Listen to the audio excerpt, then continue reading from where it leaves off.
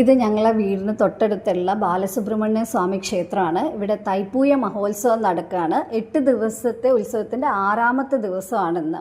ഉത്സവത്തിൻ്റെ ഭാഗമായി എല്ലാ ദിവസവും എന്തെങ്കിലും സ്പെഷ്യൽ പൂജകളും ചടങ്ങുകളും ഒക്കെ ഇവിടെ നടക്കാറുണ്ട്. അപ്പോൾ ഇന്നത്തെ പ്രത്യേകത എന്ന് പറയുന്നത് കാവടി അഭിഷേകമാണ്. അതിൽ തന്നെ അഗ്നിക്കാവടിയും പറവക്കാവടിയുമാണ് ഇന്ന് പ്രധാനമായിട്ടുള്ളത്. അഗ്നിക്കാവടിക്ക് വേണ്ടിയുള്ള അഗ്നികുണ്ഡമാണ് ഇവിടെ റെഡിയായിക്കൊണ്ടിരിക്കുന്നത്. അതുപോലെ പറവക്കാവടി ശ്രീകാര്യത്തുള്ള ഇളംകുളം മഹാദേവ ക്ഷേത്രത്തിൽ നിന്ന് ആരംഭിച്ച് ഘോഷയാത്രയായി നമ്മുടെ മൺവിള ക്ഷേത്രത്തിലേക്ക് എത്തിക്കൊണ്ടിരിക്കുകയാണ്. അപ്പോൾ അതാണ് ഇപ്പോൾ ഈ കാണുന്നത്.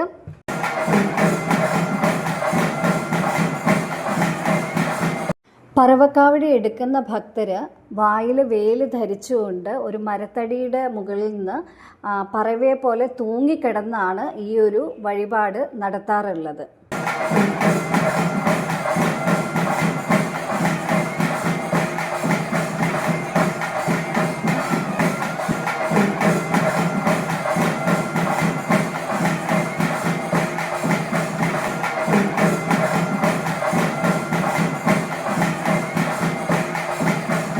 ഘോഷയാത്രയ്ക്ക് ശേഷമാണ് അഗ്നിക്കാവടി.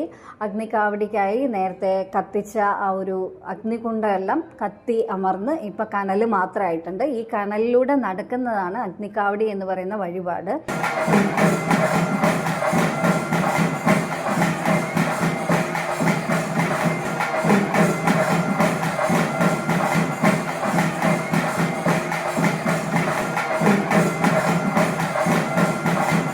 അഗ്നിക്കാവടിയും പറവക്കാവടിയും നടത്താൻ അല്ലെങ്കിൽ വഴിപാട് നടത്താൻ താല്പര്യമുള്ള ഭക്തരെ 21 മുതൽ 41 ദിവസം വരെ അമ്പലത്തിൽ തന്നെ നിന്ന് കഠിന വ്രതം എടുത്തിട്ട് വേണം ഈ ഒരു അഗ്നിക്കാവടി അല്ലെങ്കിൽ പറവക്കാവടി നടത്താനായിട്ട്.